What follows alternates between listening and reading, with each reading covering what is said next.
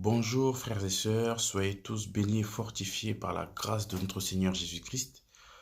Je fais cette vidéo aujourd'hui pour vraiment donner un message à tous mes frères et à toutes mes sœurs par rapport à ce que nous disons, ce que nous demandons dans nos prières, ce vers quoi notre cœur est tourné, nos priorités, toutes ces choses. Et le verset vraiment qui va être central dans ce message, ça sera vraiment Matthieu 6, 33. Et je pense que tout le monde connaît, tout le monde le dit, parfois, voilà, un peu à toutes les sauces. Mais on va essayer de voir vraiment ce que ça veut dire. Pourquoi le Seigneur nous a laissé Matthieu 6, 33? Parce que la Bible est là pour nous enseigner. La Bible est là pour nous emmener dans des dimensions spirituelles, pas dans des dimensions charnelles, pas dans des dimensions physiques. La Bible parle premièrement en esprit. Et en esprit, après, on revient dans le physique. Donc, ça veut dire que si en esprit, nous- on a compris autrement. Ça veut dire que l'Esprit de Dieu, l'Esprit de Jésus-Christ, nous a pas expliqué en esprit, forcément dans la vie de tous les jours, forcément dans les actes qu'on va poser, il y aura un problème. Parce que la Bible n'est pas un livre comme qu'on peut lire comme ça, tu vois la page 1, page 2. Non. La Bible, si on la lit comme ça, on ne comprendra rien. Parce qu'il ne faut pas oublier que la Bible nous dit, la parole de Dieu nous dit que au commencement était la parole était avec Dieu et la parole était Dieu. Donc c'est-à-dire que la parole c'est Dieu. Donc on ne peut pas comprendre Dieu en lisant comme ça. On a besoin que le Seigneur nous éclaire, que le Seigneur nous explique, que le Seigneur voilà, nous donne voilà, des images, voilà, vraiment des choses pour qu'on puisse comprendre. Et derrière, mettre en pratique, parce que je le répète et je le répéterai tout le temps, la parole de Dieu sert à la vivre. La parole de Dieu sert à avoir une ligne de conduite. C'est pas pour se remplir la tête et voilà, après, voilà, sortir des versets. Oui, moi je connais un tel. Non. Connaître Matthieu 6, 33, c'est bien. Mais c'est pas, comment dire, c'est pas ça que le Seigneur veut. Le Seigneur veut qu'on vive Matthieu 6, 33. Connaître Matthieu 6, 33, c'est bien. Vivre Matthieu 6, 33, c'est ça que le Seigneur veut. D'abord, on va le lire. Je pense que vous connaissez, mais on va le lire. Et derrière, on va creuser, voir jusqu'où le Seigneur nous emmène. Parce que moi, je crois vraiment que on ne doit pas parler selon ce qu'on pense. On doit parler selon ce que le Seigneur nous apprend, ce que le Seigneur nous demande de dire, ce que le Seigneur nous met à cœur de dire. Donc, je ne suis pas là, moi, personnellement, pour vous dire ce que je pense d'après moi. Non, je dis ce que la parole dit, ce que l'Esprit en moi dit. Parce que ce n'est pas mon œuvre, ce n'est pas mon église, vous n'êtes pas mes brebis, vous êtes avant tout les brebis de Jésus-Christ. Nous sommes avant tout les brebis de Jésus-Christ. C'est l'église de Jésus-Christ. Donc on doit vraiment s'attacher à dire ce que Jésus-Christ lui-même veut que l'on puisse dire, à vivre comment Jésus-Christ lui-même veut que l'on puisse vivre, agir comment Jésus-Christ lui-même veut qu'on puisse agir. C'est vraiment très important pour ne pas tomber dans l'appropriation. Non, moi je pense que c'est mon église, chez moi c'est comme ça. Non, il n'y a pas de chez moi. Nul d'entre nous ne possède quelque chose. Déjà sur cette terre, on ne possède rien en vérité. Parce que voilà, dès qu'on meurt, on n'a plus rien. Comme on dit, hein, on meurt, on ne nous enterre pas avec nos maisons, avec nos villas, avec notre compte en banque. On est sans rien, on meurt sans rien. L'église ne nous appartient pas, même si vous mettez votre nom. Voilà, et j'espère pour vous que l'église ne vous appartient pas, parce que si l'église vous appartient, c'est qu'il y a un problème. Parce que l'Église appartient à Jésus-Christ et doit appartenir à Jésus-Christ. Donc Matthieu 6, 33 nous dit, cherchez premièrement le royaume et la justice de Dieu, et toutes ces choses vous seront données par-dessus. Donc, cherchez premièrement le royaume et la justice de Dieu, et toutes ces choses vous seront données par-dessus. Donc, on est ici en France. Donc moi, je fais la vidéo, je suis en France, je parle en français. Donc je lis la Bible en français. Donc on va essayer déjà de décrypter dans le français qu'est-ce que nous dit Matthieu 6, 33. Donc il y a un mot. Ce mot, c'est premièrement.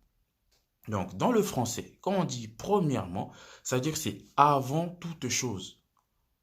C'est ce qui précède toute chose. Donc le premier ne peut pas être deuxième, ne peut pas être troisième, ne peut pas être quatrième, ni dernier. Le premier, c'est le premier. Il n'y a personne avant lui, il n'y a que après lui. Donc ça veut dire que à partir du moment où la recherche du royaume de Dieu et de la justice de Dieu n'est pas la priorité, la première chose, la chose sur laquelle on se focalise, il y a déjà un problème. Parce que déjà, on n'est pas dans la volonté parfaite de Jésus-Christ. Et je parle bien de volonté parfaite et pas de volonté permissible. Je parle de volonté parfaite. Et la volonté parfaite du Seigneur Jésus-Christ, c'est que le royaume de Dieu et la justice de Dieu soit notre priorité. Sauf que la Bible nous enseigne, pour ceux qui méditent un peu, que le royaume de Dieu, c'est Dieu lui-même. Donc, en fait, là, quand Matthieu 6, 33 nous dit « Cherchez premièrement le royaume de Dieu et la justice de Dieu », donc en fait, c'est « Chercher premièrement Jésus-Christ ». Donc, quand on dit « Chercher premièrement Jésus-Christ », ça veut dire que chercher premièrement à plaire à Jésus-Christ, cherchez premièrement à marcher selon Jésus-Christ, cherchez premièrement à vous conformer à Jésus-Christ, et toutes les choses qui viendront après. Donc, en Jésus-Christ, nous avons tout. Donc, nous cherchons Jésus-Christ et lui, après, il fait sa part. Chacun fait sa part. Nous, notre part, c'est de chercher Jésus-Christ en premier. Ça s'arrête là. Cherchez moi. Et lui, après, il fait sa part. Si on a besoin de ceci, il va nous le donner. Si on a des combats, il va venir, il va nous garder. Si on a des difficultés, il va nous... Donc, ça, ce n'est pas de notre ressort. La Bible dit... Qui de vous, par son inquiétude, peut rajouter une coudée à sa vie? Personne. Donc, on n'est pas là pour s'occuper des choses qu'on ne peut pas gérer. Qu'on s'inquiète pas, qu'on ne peut rien y faire. Donc, si voilà, on a des problèmes, c'est pas y penser tout le temps qu'on aura la solution. Si voilà, s'il y a des choses à faire, voilà, on les fait, bien sûr. Mais s'il n'y a rien à faire, y penser tout le temps ne changera rien. Nous, notre priorité doit toujours être Jésus-Christ. Et c'est très, très, très important. Pourquoi je dis ça maintenant? Parce que avant de creuser, je vais essayer vraiment de développer pourquoi le Seigneur m'a poussé à parler de ça. On entend aujourd'hui, donc on est en 2020, donc nous sommes dans l'église de l'année 2020.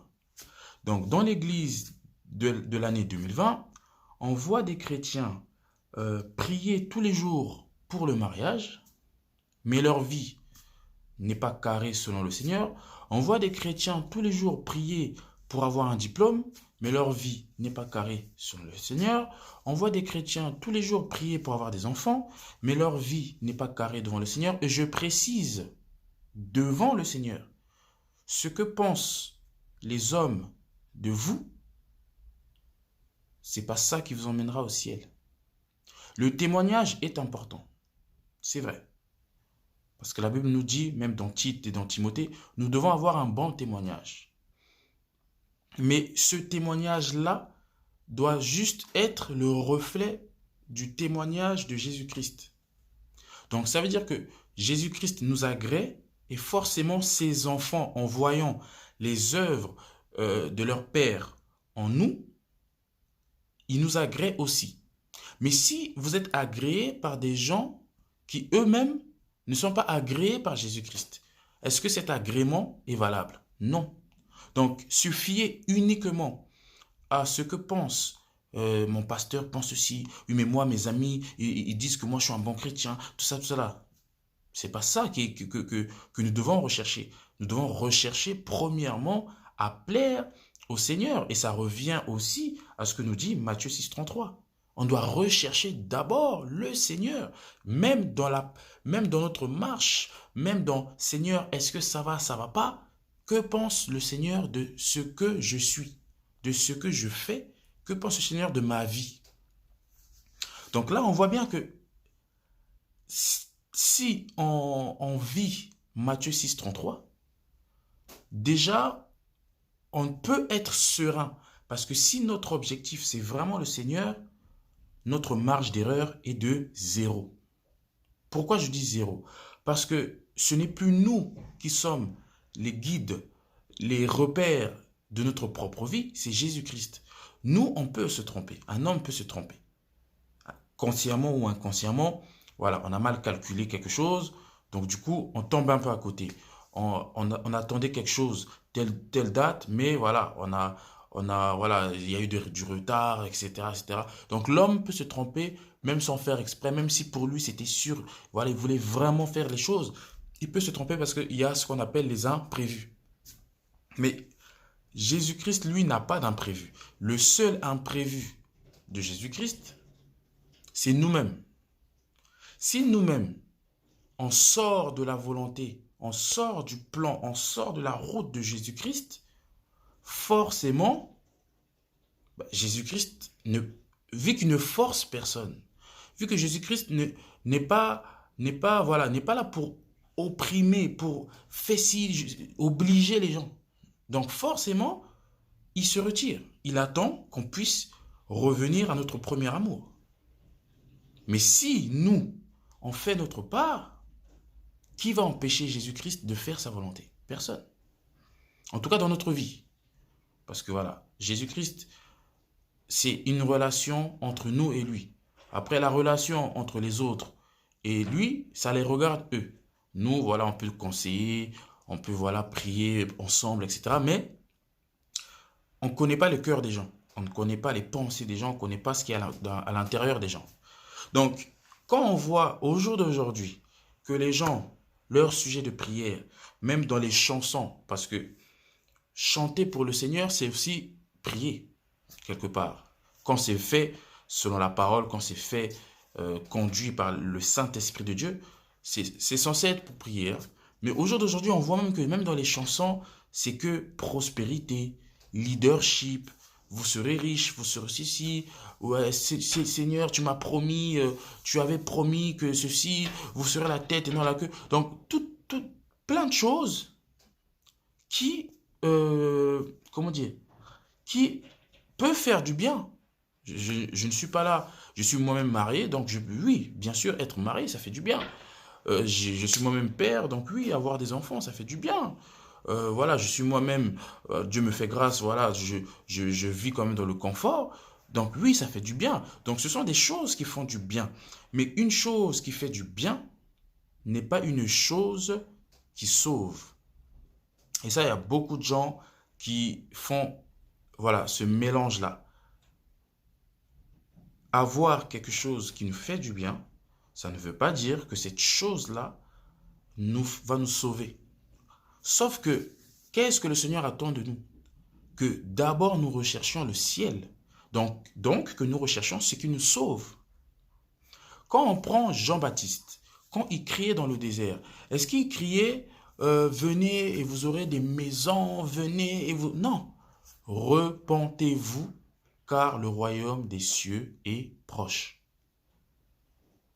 Et Jésus lui-même a témoigné de Jean-Baptiste que de toutes les personnes qui étaient nées d'hommes, nul n'était plus grand que lui. Donc, on ne peut pas dire que Jean-Baptiste, il disait n'importe quoi. Parce que pour ceux qui connaissent un peu la naissance de Jean-Baptiste, voilà, dès le ventre de sa mère, il était déjà conduit par le Saint-Esprit. Contrairement à nous tous là, on est né pécheur, on a fait, voilà. Jean-Baptiste était un homme, mais un homme né directement avec le Saint-Esprit. Donc, a grandi avec le Saint-Esprit. Donc, a mangé, donc, il était constamment en présence du Saint-Esprit. Et le Saint-Esprit qui était avec lui depuis le ventre de sa mère l'a poussé à dire une seule chose: repentez-vous, car le royaume des cieux est proche. Donc, il n'a prêché que Matthieu 6, 33. Le royaume des cieux. Recherchez Jésus-Christ. Mais aujourd'hui, on met l'accent sur ce monde, cette terre. Et je vais prendre par exemple deux personnes que vous connaissez tous, que la Bible témoigne de leur richesse, de leur bien, de leur gloire. Mais on va voir que comment eux, ils se sont comportés, c'est pas la même chose qu'on voit au jour d'aujourd'hui. Mais pourtant, Dieu les a bénis. Dieu les a beaucoup, beaucoup bénis. Dieu les a beaucoup, beaucoup aimés. Mais eux, leur comportement n'était pas le comportement qu'on voit aujourd'hui dans l'Église. Donc, on va prendre l'exemple de David, la vie de David et la vie d'Abraham. Pour ceux qui connaissent un peu la vie d'Abraham, Abraham quitte son père et s'en va avec son neveu et toute, voilà, et Sarai, sa femme, etc., etc. Le Seigneur vient le voir. C'est pas Abraham qui est parti dire au Seigneur, Seigneur, bénis-moi, rends-moi riche. Le Seigneur vient le voir et lui dit, voici, je te rendrai riche, je te bénirai, je te donnerai. Donc, c'est le Seigneur qui est venu le voir. Abraham n'a rien demandé. Ça continue, il s'en va en Égypte, etc. Bon, il fait ses voyages et jamais Abraham demande au Seigneur, rends-moi riche, fais-moi ceci, fais-moi cela, bénis-moi, élève-moi, fais-moi devenir quelqu'un, rends-moi leader, ceci, cela. Jamais. Mais Abraham, lui, il était dans l'obéissance. C'était ça son seul problème. Que veut le Seigneur? Et du coup, moi, je veux le faire. Point. Et c'est pour ça qu'il a été béni. Parce qu'il ne pensait même pas à ces bénédictions-là. Quand ça arrivait, bien sûr qu'il était content. Parce que ça le permettait de prendre soin de sa famille, de prendre soin de ses serviteurs, parce qu'il en avait beaucoup. Ça le permettait de se nourrir, parce que voilà, le Seigneur lui donnait des bêtes, etc., des terres. Donc il pouvait cultiver. Donc forcément, ça l'arrangeait. Il n'avait pas besoin de dépendre de quelqu'un. Mais ce n'est pas ça qu'il regardait. Lui, c'était le Seigneur. Le Seigneur.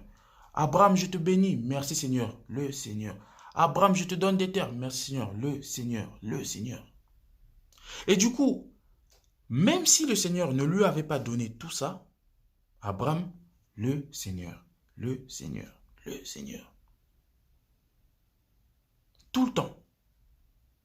Donc, on voit bien que Abraham était riche, bien évidemment, mais c'était pas son, comment dire, ce n'était pas son but premier. Pareil pour David. Et pour David, je vais le lire parce que c'est vraiment édifiant. David, je raconte un peu hein, la partie qui nous intéresse.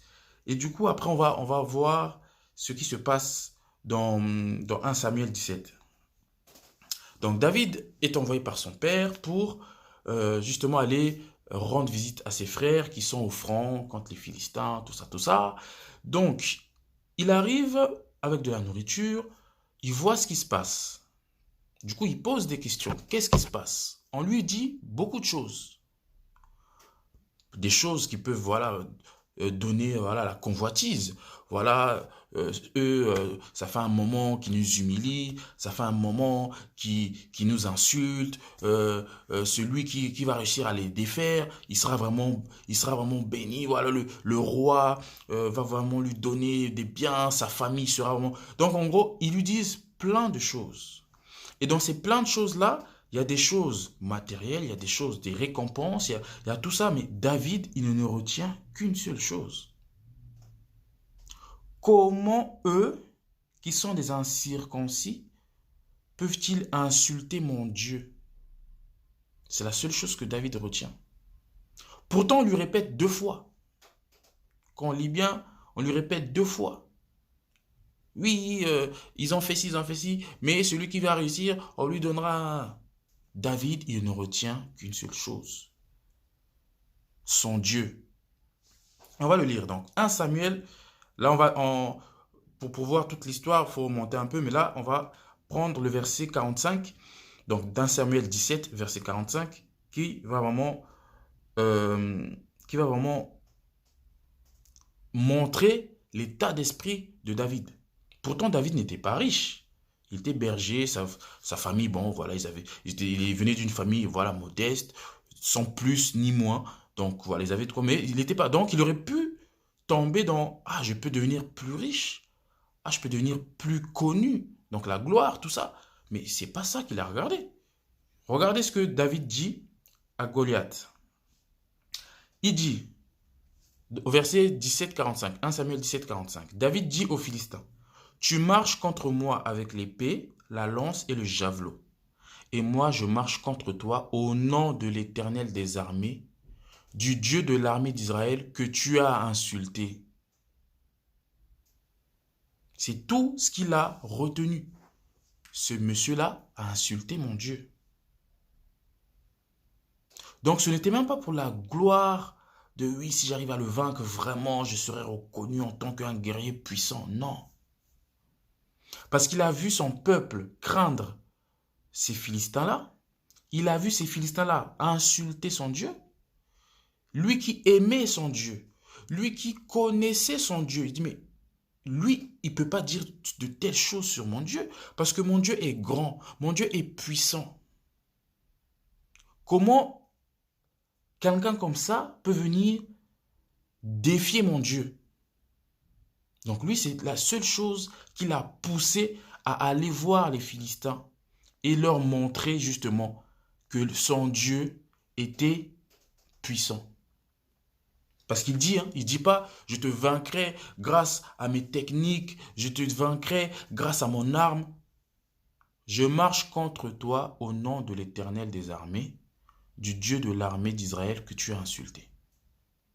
Alors qu'il dit un peu plus haut, toi, tu marches contre moi avec l'épée, avec le javelot, donc avec des armes, la lance, tout ça. Mais moi, je marche contre toi avec le nom de mon Dieu. Et on sait tout ce qui s'est passé. Il a triomphé parce que il n'est pas allé pour lui. Il n'est pas allé pour sa maison. Il n'est pas allé pour la gloire. Il est allé pour son Dieu. Et quand on lit un peu la suite, hein, quand on lit un peu la suite, on se rend compte, vous pourrez lire, hein, donc c'est 1 Samuel 17, vous pouvez lire vraiment toute l'histoire. Et quand on descend un peu, on se rend compte que David, tout lui réussissait parce qu'il faisait toutes choses pour son Dieu. C'est là, on sort même du côté, il faisait toutes choses avec son Dieu. Parce que quand on fait avec, c'est que quelque part, non, non, non, c'est pour, c'est même pas pour lui. C'est vraiment pour. Lui, il s'efface et c'est pour son Dieu. Et Dieu l'a beaucoup, beaucoup, beaucoup béni parce que il a toujours mis Dieu en priorité. Pourtant, que ce soit Abraham, que ce soit David, ceux qui connaissent un peu l'histoire, on sait très bien qu'il n'était pas parfait. Donc, le Seigneur, c'est pas ça qu'il demande. Soyez parfaits, sans reproche. Non. Mais il demande qu'il soit toujours l'alpha dans notre vie.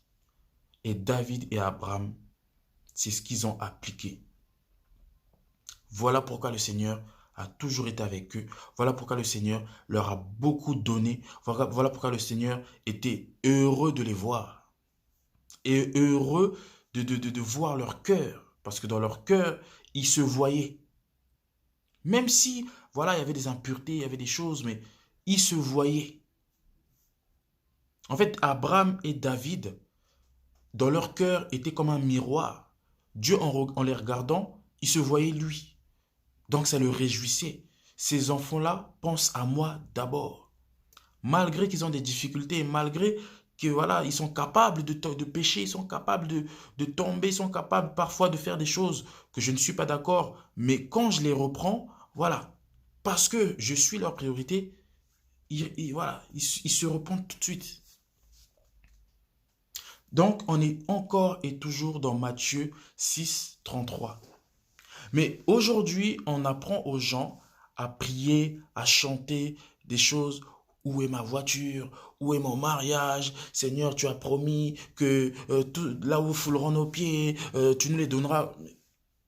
Plein de choses, mais il n'y a pas de souci. Il n'y a pas de souci. Moi, je dis toujours, les frères ou les sœurs qui veulent le mariage, c'est pas mauvais. Mais est-ce que ça vaut vraiment le coup de se marier et après s'être marié, mourir, aller en enfer? Donc aller en enfer, marié. Est-ce que ça vaut vraiment le coup d'avoir des enfants et une fois après avoir eu les enfants, mourir, aller en enfer? Et du coup, parce que c'est ça aussi que les gens ne voient pas, prendre le risque d'emmener avec soi ses enfants ou son époux ou épouse. Parce que la Bible est claire, on ne donne que ce que l'on a. Si nous, dans notre vie, on n'a pas le Seigneur comme alpha, qu'est-ce que nous allons donner à notre épouse? Qu'est-ce que nous allons donner à nos enfants? Parce que nous, notre priorité, notre fixation, c'était le mariage, les enfants, le travail, ceci, cela. Donc, des choses qui ne produisent pas la vie. Des choses, parce que ça aussi c'est un point important. Il faut savoir faire la différence entre quelque chose qui est produit par la vie et quelque chose qui produit la vie. Le mariage est produit par la vie. Quand je parle de la vie, je parle de Jésus-Christ. Parce que le mariage est une bénédiction. Les enfants sont produits par la vie, par Jésus-Christ. Mais ça ne donne en aucun cas la vie. Ça ne donne en aucun cas le salut. La repentance produit la vie. Parce que la repentance réconcilie avec Jésus-Christ qui est la vie. Donc la repentance, elle, produit la vie en nous.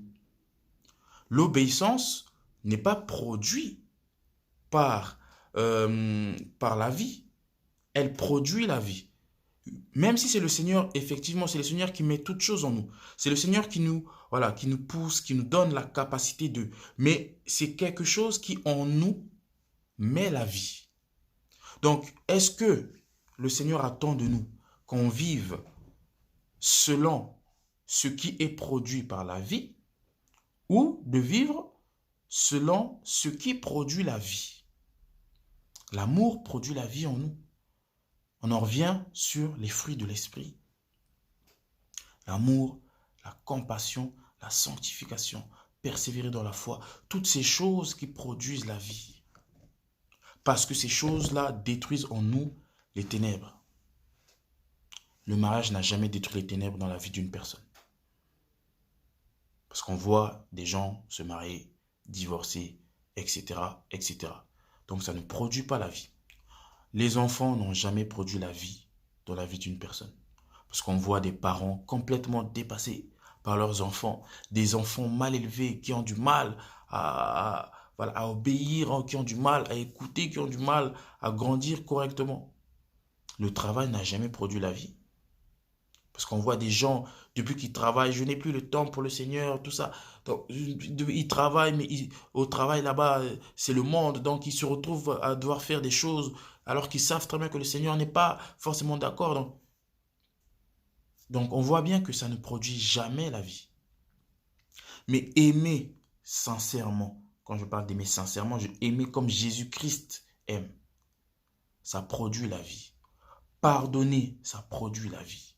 Il y a des gens qui ont sauvé des vies juste en pardonnant, juste en aimant, juste en étant patient, juste en supportant. Quand on nous dit l'amour supporte tout, il y a des gens qui ne sont pas capables de supporter les caprices mais l'amour supporte tout. Et la personne qui est là, il est turbulent, il est tout ça là. Il voit en face, mais malgré ce que je fais là, qu'est-ce que lui il fait encore là? Normalement, il aurait dû partir depuis longtemps. Mais pourquoi il me supporte? Mais parce que je t'aime, frère. Je veux que toi aussi, la grâce qui m'a été faite, tu puisses en bénéficier. Ah, mais ça, moi, j'ai jamais vu ça. Mais comment? Et la personne est sauvée. Pourquoi? Parce qu'il voit en nous Jésus-Christ. On en revient toujours au miroir. Dieu doit voir en nous son Fils. Son Fils étant le fruit de lui-même, donc Dieu se voit en nous. Et si Dieu se voit en nous, les autres aussi verront Dieu en nous. Et du coup, ils pourront aller vers Dieu. Quand la Bible nous dit, nous sommes la lumière du monde, ne croyez pas que c'est nous la lumière. C'est ce que nous avons en nous, car nous sommes le temple du Saint-Esprit. Donc forcément, il habite en nous, donc on doit le voir.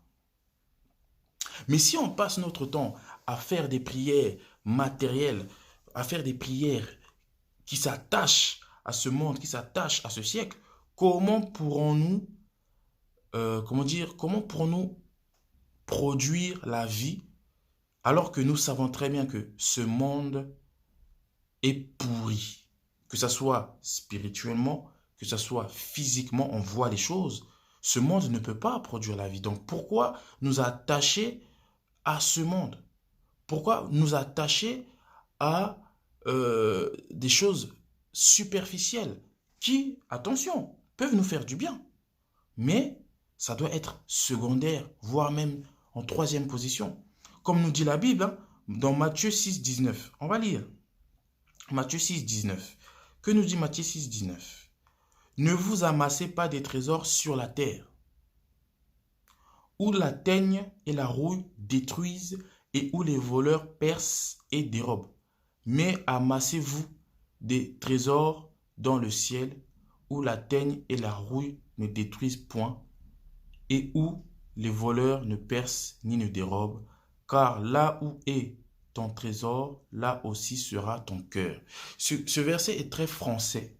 Parce que moi, je répète, hein, c'est du français. La personne qui dit oui, mais c'est du français.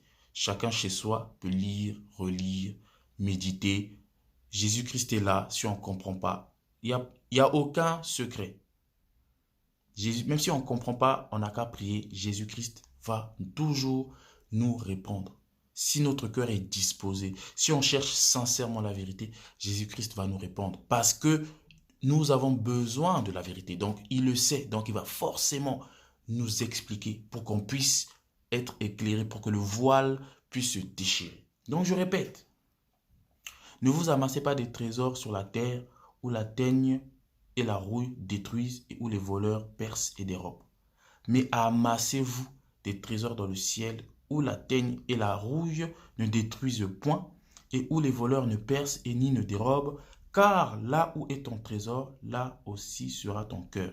Le cœur de nos frères, le cœur de nos sœurs sont vers des trésors de la terre.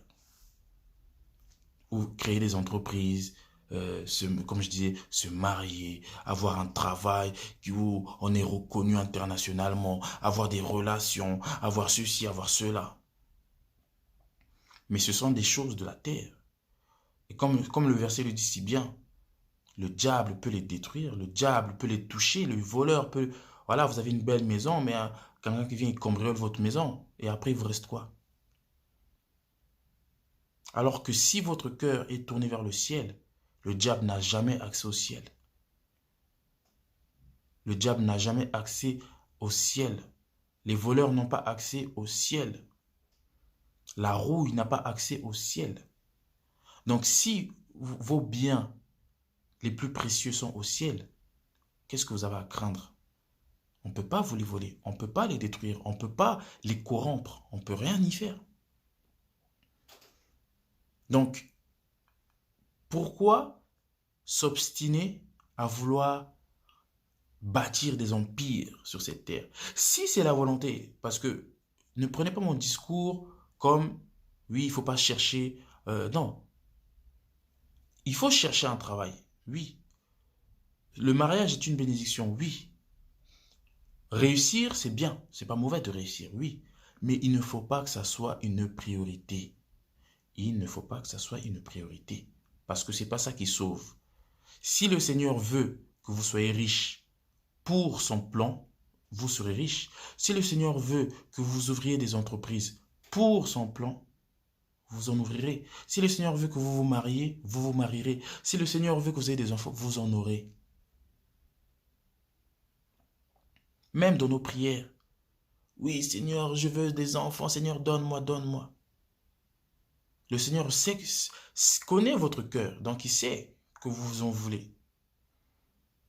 Au lieu de dire, Seigneur, je veux des enfants, du lundi au lundi, Seigneur, je veux des enfants, dites seulement, Seigneur, tu sais ce qu'il y a dans mon cœur, que ta volonté soit faite. Point. Vaut mieux vivre dans la volonté parfaite de Dieu, quitte à ne pas avoir d'enfants, même si voilà, ça peut nous attrister, c'est vrai. Mais au moins on est dans la volonté parfaite du Seigneur. Parce que si on a des enfants et que ce n'était pas la volonté parfaite du Seigneur, je donne un exemple. Comment vous allez faire pour gérer ces enfants-là? Ce n'était pas dans le plan du Seigneur. Si ce n'était pas dans le plan du Seigneur que vous ayez beaucoup d'argent, mais vous en avez, parce que vous tombez, entre guillemets, dans la volonté permissible. Le Seigneur permet, mais ce n'était pas ce qu'il voulait pour vous. Comment vous allez gérer ça? Parce qu'on voit plusieurs fois le Seigneur parler de fortune, hein, et en général, ce qu'il en dit n'est jamais bon signe. Parce on nous parle de l'amour de l'argent, qui est voilà, la source de tous les maux. On nous parle voilà, de l'homme riche qui aura du mal à rentrer au ciel et comparé voilà, à un chameau qui doit passer par le trou d'une aiguille. Donc on voit bien que c'est compliqué. C'est très très compliqué. Mais vous êtes tombé là-dedans parce que vous avez voulu forcer. Parce que vous avez donné toute votre force dans ça. Donc, ce n'était pas forcément la volonté parfaite du Seigneur. Mais comment vous allez faire, vous, pour gérer tout ça? Pour gérer les pensées que le diable va vous mettre? Ah, tu es riche, donc fais ci, fais ça, fais ça, fais ci. Donc, comment dire ça, les désirs, toutes ces choses qui viendront avec. Parce qu'avec l'argent viennent des combats. Avec le mariage viennent des combats. Avec les enfants viennent des combats. Avec le travail viennent des combats. Mais vous êtes rentré là-dedans sans que le Seigneur ne soit d'accord. Parce que c'est pas parce que le Seigneur permet qu'il est d'accord. Il permet parce qu'il ne peut pas nous forcer.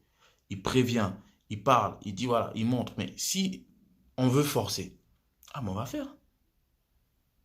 Mais donc lui, derrière, ce n'est pas sa responsabilité. Parce que lui, sa responsabilité est engagée quand c'est sa volonté. Mais si ce n'est pas sa volonté, après là, c'est chacun et sa grâce. Si Dieu fait grâce, tant mieux. Mais même si Dieu fait grâce, il y a des séquelles.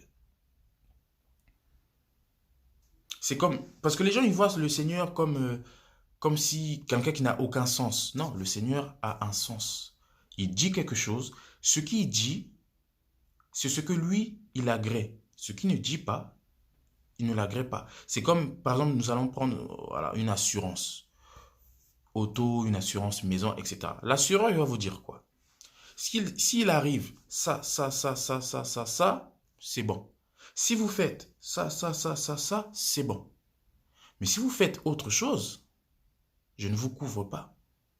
Il vous prévient à l'avance. Comme le Seigneur nous a prévenu à l'avance, il nous prévient toujours. Quand on veut faire quelque chose, c'est pour ça qu'on dit demandez toujours au Seigneur pour être sûr. Parce que s'il dit OK, vous êtes tranquille. Seigneur, tu as dit OK, que c'était ta volonté, c'est bon. Parce que comme ça, si ça pète là-bas, vous êtes couvert.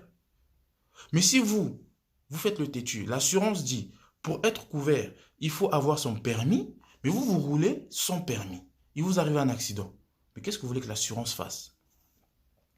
Ils vont d'abord analyser. Première ligne, nous on avait dit, il fallait ça. C'est bon. Deuxième ligne, nous on avait dit, il fallait ça. C'est bon. Troisième ligne, nous on avait dit, ah, monsieur, c'était écrit. Pour qu'on vous couvre, il faut que vous ayez votre permis. Vous n'avez pas votre permis. Mais vous avez voulu forcer pour conduire. Non, on ne peut rien faire pour vous. Et là, on parle de choses terrestres.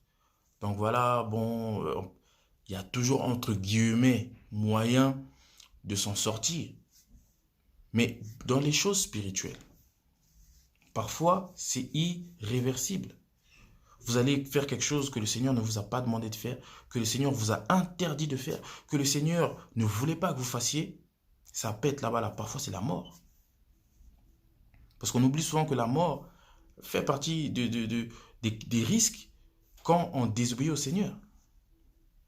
On a vu Ananias et Saphira, on a vu voilà, Saoul, quand on parlait de David tout à l'heure. Il a désobéi, il est tombé dans des choses que le Seigneur n'aimait pas. On a très bien vu ce qui lui est arrivé. La Bible elle-même nous dit que le salaire du péché, c'est la mort.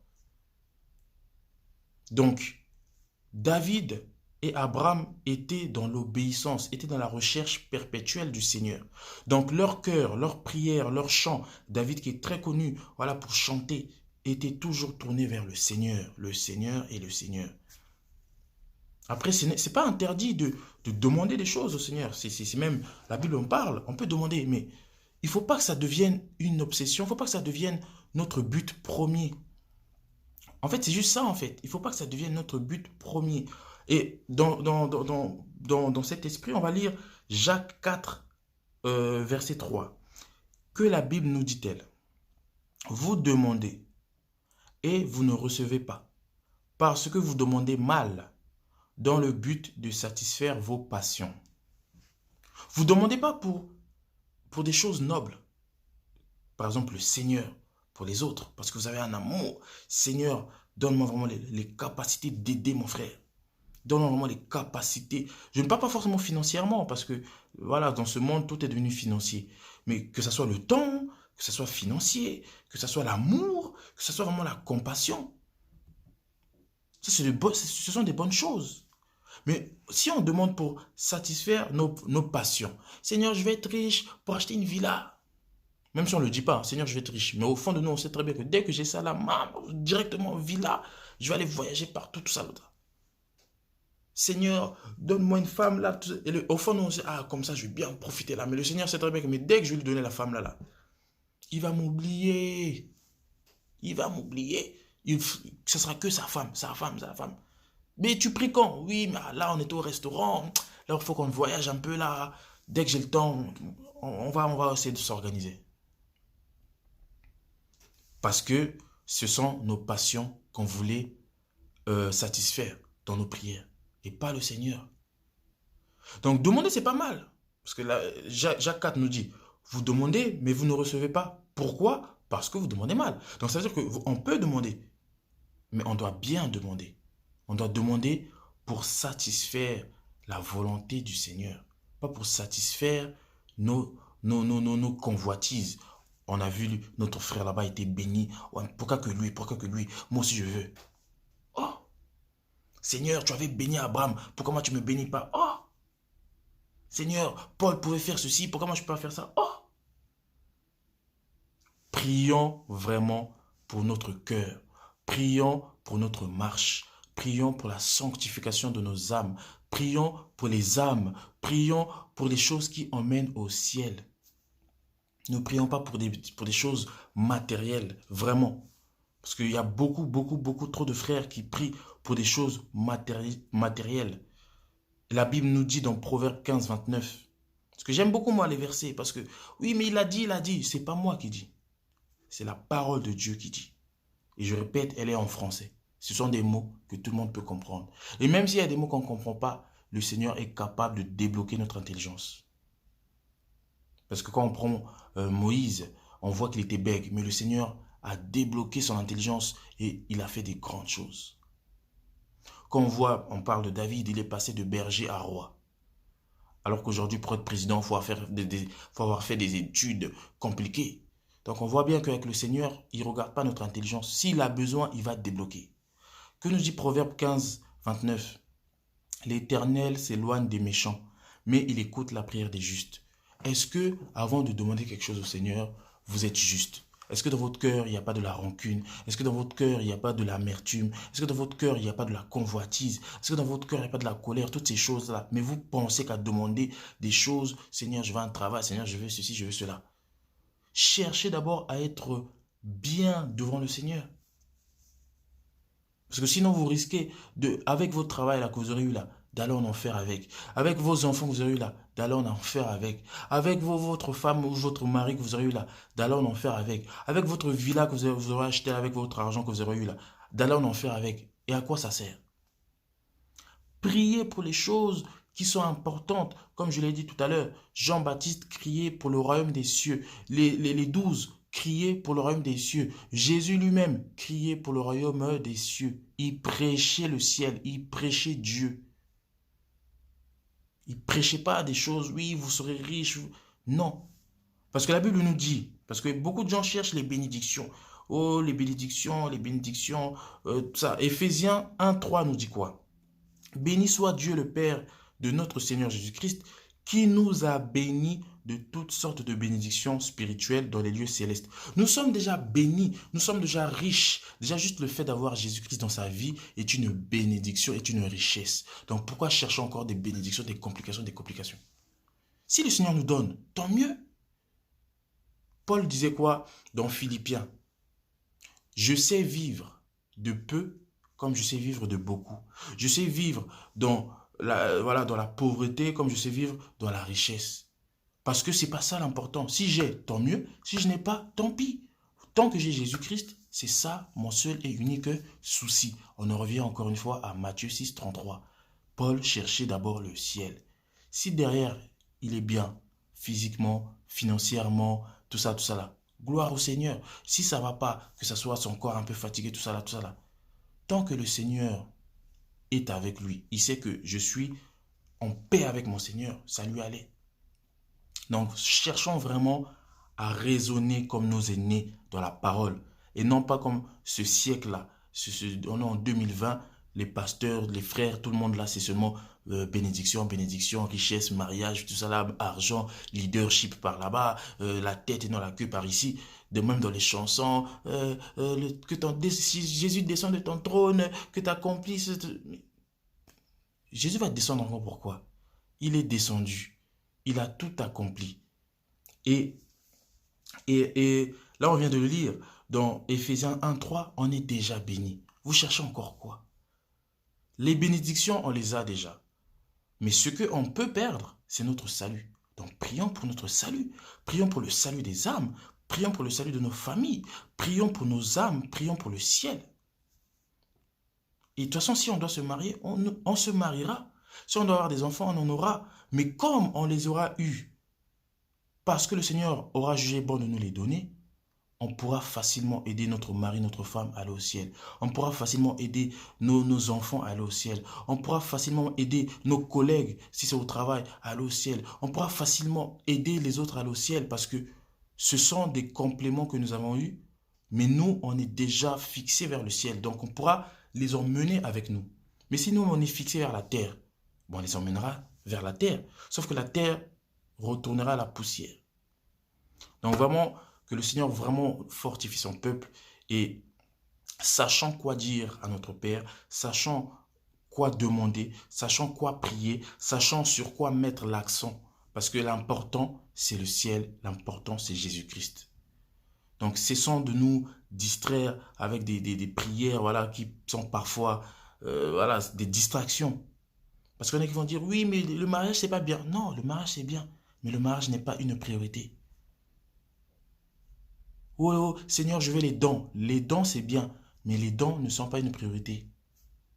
La priorité, c'est d'être conforme à la parole de Jésus-Christ.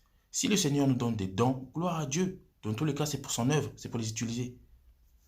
Parce qu'on l'a vu dans la parole nous dit, certains viendront et nous diront, Seigneur, Seigneur, n'ai-je pas chassé les démons, n'ai-je pas évangélisé, n'ai-je pas ceci. Ce sont des dons. Ce sont des dons.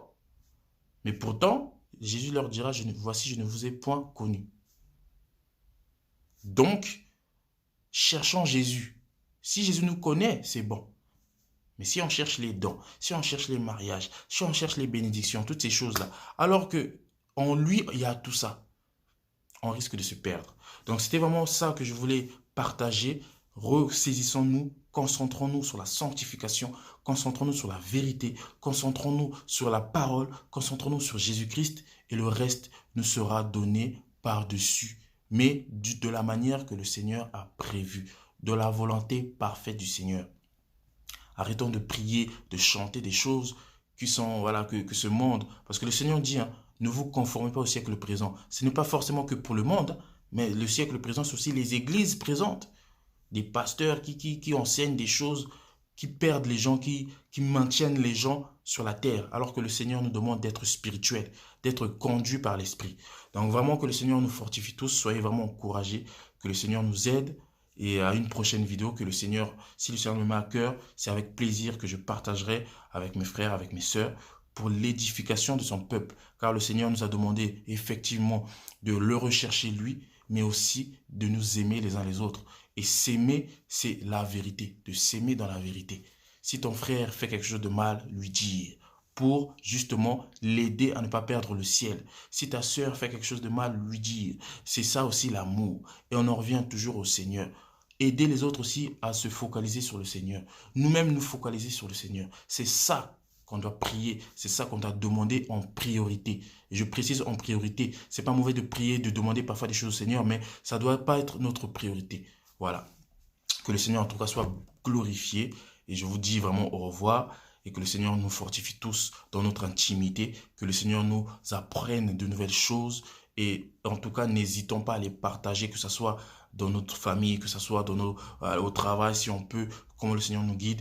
Mais ce que le Seigneur nous donne, c'est un devoir de le redonner. Parce que c'est pas que pour nous. On doit penser aussi aux autres. Le Seigneur nous fait la grâce de nous sauver. Et nous, on doit faire en sorte que cette grâce-là arrive aux autres. Après, si les autres ne veulent pas, le Seigneur seul touche les cœurs. Mais nous, on doit parler. On doit parler, on doit dire. On ne doit pas garder pour nous, pour qu'en tout cas, un maximum de personnes entendent au moins la bonne nouvelle, pour qu'après le Seigneur puisse commencer à travailler, pour que le Seigneur puisse commencer, continuer, voilà, à les aider, à nous aider tous à marcher vers le ciel. Parce que c'est notre objectif. Que Jésus-Christ soit glorifié et loué. Au revoir à tous.